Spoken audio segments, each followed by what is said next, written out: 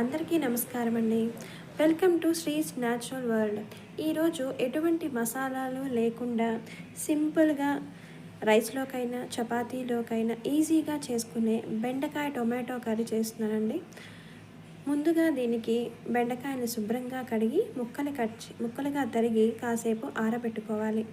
ఇప్పుడు ఒక కడాయి పెట్టుకొని అందులో నూనె, ఆవాలు, జీలకర్ర, పచ్చిశనగపప్పు, కొంచెం పసుపు వేసుకొని తరువాత బెండకాయ ముక్కలు వేసి 15 నిమిషాల పాటు వేయించుకోవాలి.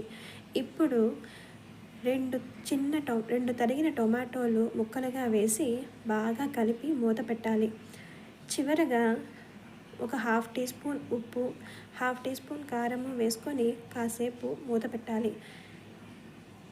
5 మినిట్స్ తర్వాత టీ స్పూన్ ధనియాల పొడి, హాఫ్ టీ స్పూన్ జీలకర్ర పొడి వేసి బాగా కలిపి మూత పెట్టాలి.